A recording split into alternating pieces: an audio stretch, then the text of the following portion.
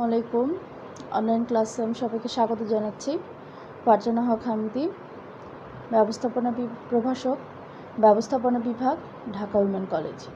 আজকে আমি অনার্স চতুর্থ বর্ষের ব্যবস্থাপনা বিভাগের শিল্পোদ্যোগ নিয়ে কিছু আলোচনা করব।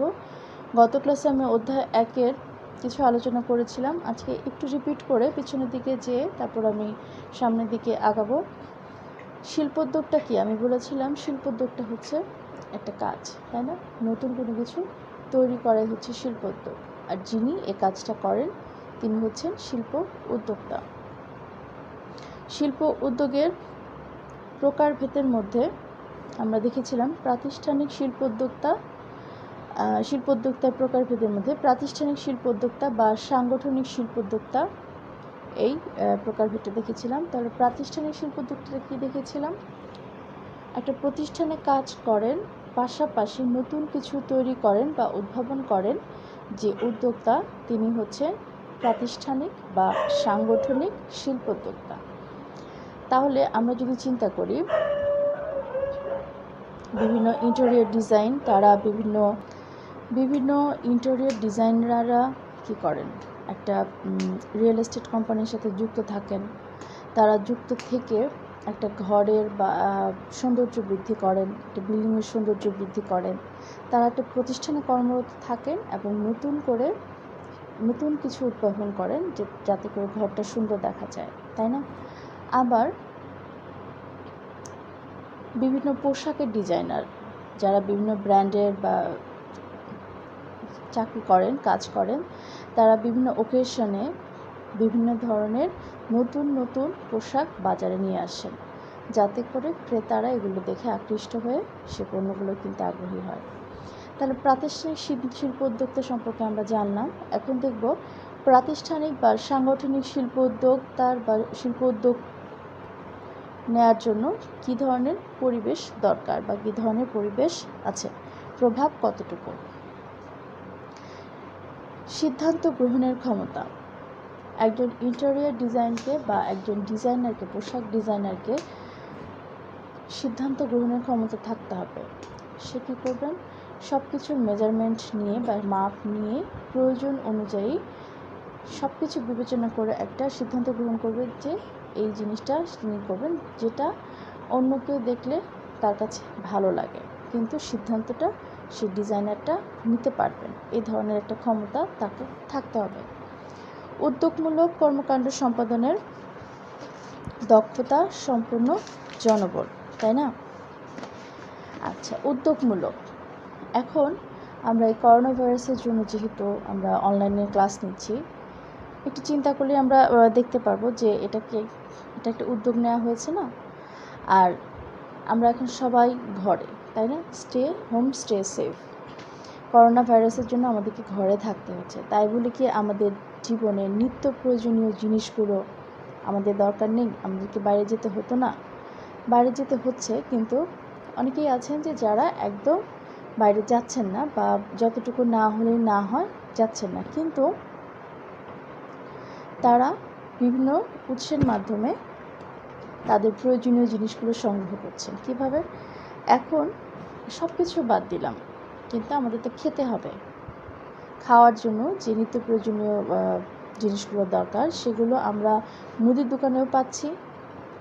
আবার বিভিন্ন সুপার শপগুলো আছে, স্বপ্ন, আগোরা, মিনা বাজার, ওরা কিছু নতুন উদ্যোগ গ্রহণ করেছে, যে ওদের কিছু ফোন নাম্বার দিয়েছে, কিছু মেসেজ পাঠিয়েছে যে ওরা ফোনের মাধ্যমে অর্ডার নিচ্ছে এবং সেগুলো বাসায় গিয়ে পৌঁছে দিচ্ছে। তাদের যদি দক্ষ জনবল না থাকতো তাহলে এটা সম্ভব হতো না। তাহলে উদ্যোগটা গ্রহণ করেছে কে? যারা মার্কেটিংয়ে আছে বা যারা প্রতিষ্ঠানে নতুন কিছু আনার জন্য বা নতুন কিছু তৈরি করার জন্য চেষ্টা করছে, তারা এই উদ্যোগটা গ্রহণ করেছে, যাতে করে আমরা ঘরে বসে আমাদের নিত্য প্রয়োজনীয় জিনিসপত্র পেতে পারি। আচ্ছা, তারপরেও আমরা অনলাইনেও কিন্তু অনেক শপিং করে থাকি, যা আমাদের সময়কে রক্ষা করছে। তারপর প্রতিষ্ঠানের আর্থিক সামর্থ্য। একটা প্রতিষ্ঠানে যখন উদ্যোগমূলক কাজের জন্য উদ্যোগ গ্রহণ করা হবে, তখন দক্ষতা সম্পন্ন জনবল যখন আমি নিয়োগ করব, তাদেরকে কিছু আর্থিক সহযোগিতা বা তাদের বেতন বৃদ্ধি করতে হবে, যেহেতু তারা এই করোনার মধ্যেও যদি বাইরে গিয়ে কাজ করেন তাহলে তাদেরকে কি বেশি বেতন দিতে হবে বা কিছু বেশি সম্মানই তাদেরকে দিতে হবে। অথবা নতুন কোনো পণ্য ক্রয়ের ক্ষেত্রে, যেমন এইটার উদাহরণ দিয়ে আমি বলি, করোনা ভাইরাসের সময় এক জায়গা থেকে যখন আরেক জায়গায় যাচ্ছে তখন তাদেরকে কি যানবাহনের সুবিধাটা দিতে হচ্ছে, তাই না? সেখানে যদি তাদের নিজস্ব কোনো মোটরসাইকেল, নিজস্ব কোনো সাইকেল বা নিজস্ব কোনো গাড়ি থাকে তাহলে জিনিসটা আরও সহজ হয়ে যায়। আচ্ছা, প্রতিষ্ঠানে আর্থিক সামর্থ্য যদি না থাকে তাহলে কিন্তু এই কাজগুলো ব্যাহত হবে। 4 নম্বর আছে ব্যবসায় সহায়ক বাহ্যিক পরিবেশের উপস্থিতি। ব্যবসায় সহায়ক বাহ্যিক পরিবেশের উপস্থিতি। এখন প্রতিষ্ঠানের থেকে যে উদ্যোক্তা নতুন নতুন জিনিস তৈরি করছে তার জন্য ব্যবসায় সহায়ক বাহ্যিক পরিবেশের উপস্থিতিটা কতটুকু গুরুত্বপূর্ণ বা কতটুকু প্রভাব বিস্তার করতে পারে আমরা সেটা দেখছি। আমরা গত বছর দেখেছি প্রচণ্ড গরমের জন্য প্রাণের জুস এত পরিমাণ বিক্রি হয়েছে যা রেকর্ড পরিমাণ আর কি। আচ্ছা, তাহলে প্রাণ কি করেছে? নতুন পণ্য তৈরি করেছে যে গরমের জন্য, তার পণ্যগুলো নতুন আকারে ভালোভাবে ভালো মান নিয়ে বাজারে এসেছে, ক্রেতারা সন্তুষ্ট হয়েছে এবং অতিরিক্ত গরমে এই পণ্যটা তারা কিনতে আগ্রহী হয়েছে। তাহলে কি হয়েছে? প্রাতিষ্ঠানিক বা সাংগঠনিক শিল্পোদ্যোক্তা এই উদ্যোগ গ্রহণের জন্য একটা পরিবেশ পেয়েছেন যে নতুন পণ্যটা সে বাজারে নিয়ে আসবে বা নতুন পণ্যটা উনি বাজারজাত করতে পারবেন এবং প্রতিষ্ঠানের আর্থিক সামর্থ্য বৃদ্ধি করতে পারবেন বা মুনাফা অর্জন করতে পারবেন। আচ্ছা, 5 নম্বর হচ্ছে প্রতিষ্ঠানের বিক্রয় সামর্থ্য। এখন আমার পণ্য বাজারে যদি চাহিদা থাকে কিন্তু সেই অনুযায়ী যদি আমি পণ্যটা তৈরি করতে না পারি বা পণ্যটা বাজারজাতকরণ করতে না পারি তাহলে সেটা বিক্রিও হবে না। এবং পণ্য বিক্রি করার জন্য আমার জনবল দরকার, জায়গা দরকার, তারপর হচ্ছে গিয়ে তাদের সাথে কানেকশন করা দরকার বা যোগাযোগ রক্ষা করা দরকার। তাহলে তোমাদের বইতে যেভাবে আছে আমি একটু বলছি। উদাহরণ হিসেবে এখানে আছে বাটা শু কোম্পানি সারা দেশে বিক্রয় নেটওয়ার্ক স্থাপন করে প্রতিনিয়তই নতুন নতুন ডিজাইনের জুতাসহ অন্যান্য চামড়াজাত দ্রব্য সামগ্রী উৎপাদন ও বিক্রয় করে চলেছে।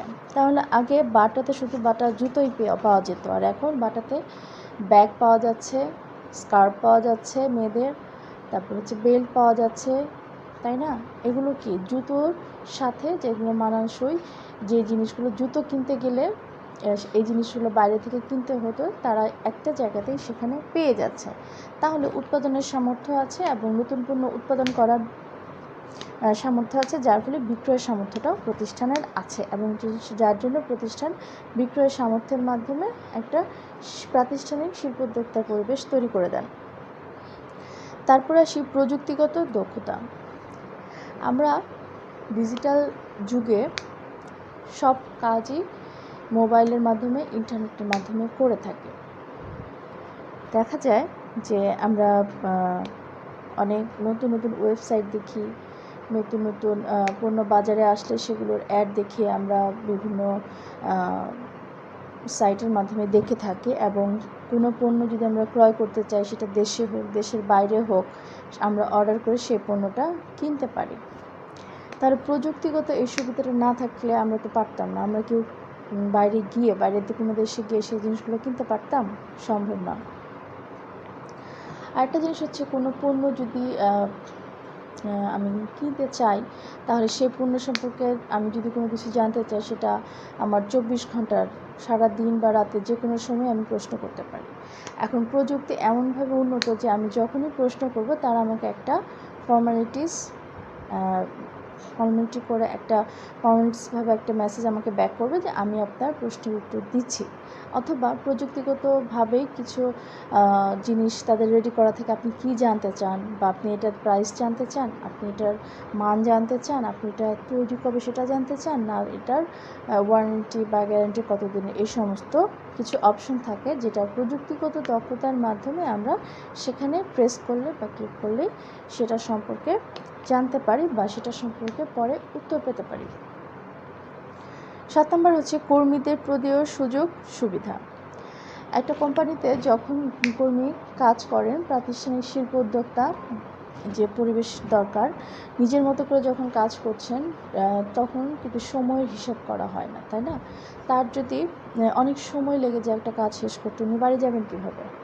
প্রতিষ্ঠান থেকে যদি তাকে যানবাহন বা পরিবহনের সুবিধা দেওয়া হয়, অথবা সেই যানবাহনের সে ভাড়াটা যদি প্রতিষ্ঠান থেকে বহন করা হয়, তাহলে কর্মীদের পক্ষে খুব স্বতঃস্ফূর্তভাবে কাজ করার একটা মানসিক পরিবেশ তৈরি হবে, বা মানসিকভাবে তারা অনেক শক্তিশালী বা স্ট্রং থাকবে। অথবা যখন বিভিন্ন বড় বড় আমাদের অনুষ্ঠান থাকে, যেমন আমাদের দুটো ঈদ আছে, পুজো আছে, তারপর হচ্ছে বড়দিন আছে, পয়লা বৈশাখ আছে, এই দিনগুলোতে প্রচুর পরিমাণে কাজ করতে হয়, অনেক ডিজাইন করতে হয়, অথবা বিভিন্ন বড়দিনের আগে আমাদের তৈরি পোশাক শিল্পে বিভিন্ন পণ্য দেশের বাইরে যায়, কর্মীরা তখন ওভারটাইম কাজ করে। তখন তাদেরকে কী করা হয়? প্রয়োজনীয় সুযোগ সুবিধার মধ্যে তাদের আর্থিক সুবিধা থাকে, অনৈতিক সুবিধাও থাকে, তাই না? আর্থিক সুবিধা হচ্ছে টাকা দিয়ে যেটা সুবিধা, বেতন, বোনাস, তারপর হচ্ছে গিয়ে লাভের কিছু অংশ কর্মীদেরকে দেয়া যায়। আবার অনার্থিক হচ্ছে তাদেরকে খাবারের ব্যবস্থা করা যায়, তাদেরকে বিকালে 1 ঘন্টা তাদেরকে মানসিকভাবে ফ্রেশ হওয়ার জন্য, রিফ্রেশ হওয়ার জন্য তাদের খেলার ব্যবস্থা করা যায়, অথবা তাদেরকে ধর্মীয় যার যা ধর্ম পালনের জন্য ওই সময়টুকু তাদেরকে দেয়া যায়। কর্মীদেরকে এই ধরনের সুযোগ সুবিধা দেওয়ার ফলে কর্মীরা নিজেদেরকে মানসিকভাবে অনেক প্রস্তুত করে, যাতে তার প্রতিষ্ঠানের কাজ ভালোভাবে করতে পারে। তো আজকে আমরা প্রাতিষ্ঠানিক শিল্প উদ্যোক্তার সাংগঠনিক শিল্প উদ্যোক্তা এবং প্রাতিষ্ঠানিক সাংগঠনিক শিল্প উদ্যোক্তা পরিবেশ সম্পর্কে জানতে পারলাম। আশা করি তোমরা সবাই ভালো থাকবে। পরবর্তী ক্লাসে আবার দেখা হবে। আসসালামু আলাইকুম।